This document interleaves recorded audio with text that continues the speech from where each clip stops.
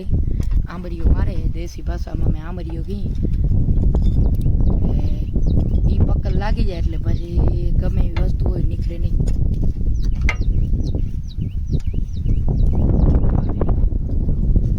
Time થાય time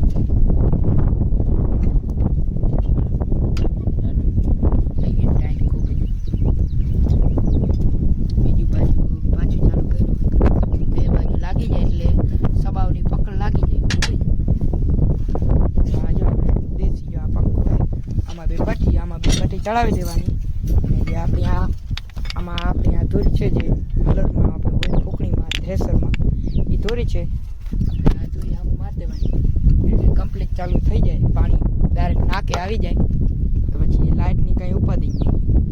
અને વાતાવરણ તો વરસાદી જ છે પણ આવતો નથી. આજ 15 દિવસથી વરસાદી વાતાવરણ એટલે મીઠું પાણીમાં જો આપણે આ લાઈન નાખી દીધી, લાઇટથી હાલે જે છે આપણું શું કહીએ ટાટર.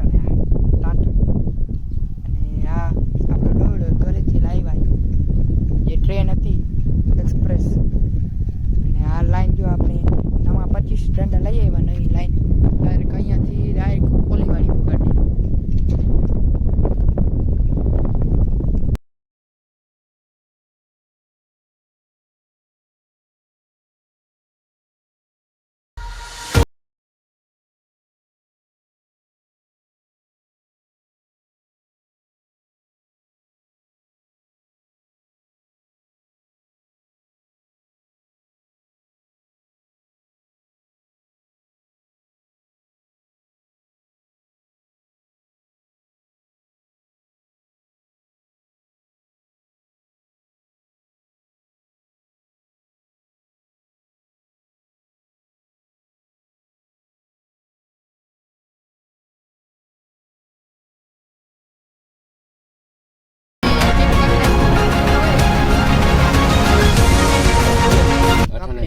હવે આને ડાયરેક્ટ આમાં કનેક્ટ કરી નાખી ટ્રેક્ટરમાં. અને ચાલો આને આપણે જે દાંતી છે સપોર્ટમાંથી રાપને લોંજીમાં એને નીચે લઈ લીધી.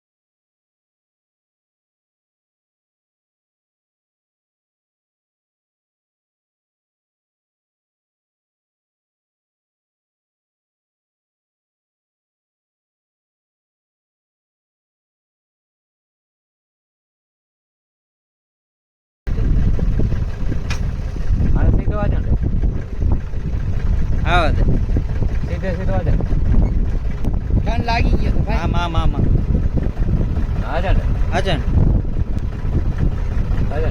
હા રેડી સીધો ટન આજા ને ભટકાડ આવા દે ભટકાડ બસ ટન અને હેન્ડ બ્રેક મારે બસ.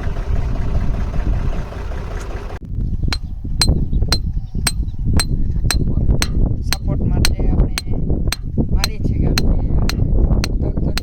થાય ખેંચાય એની બાજુ એટલા પકડી રાખ.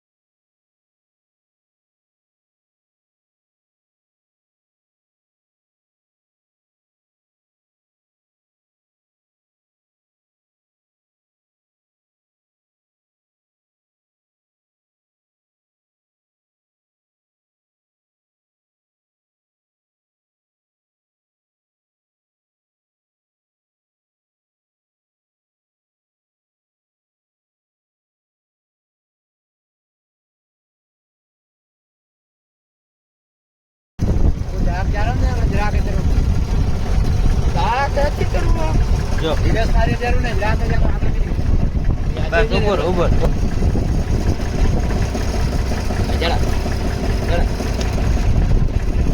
જરાક રિવર્સ લઈ લે જરાક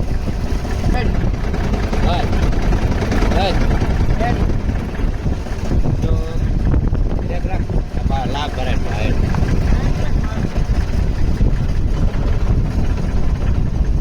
આ ઠકાઈ જાય ને એવી રીતે કેવી આમ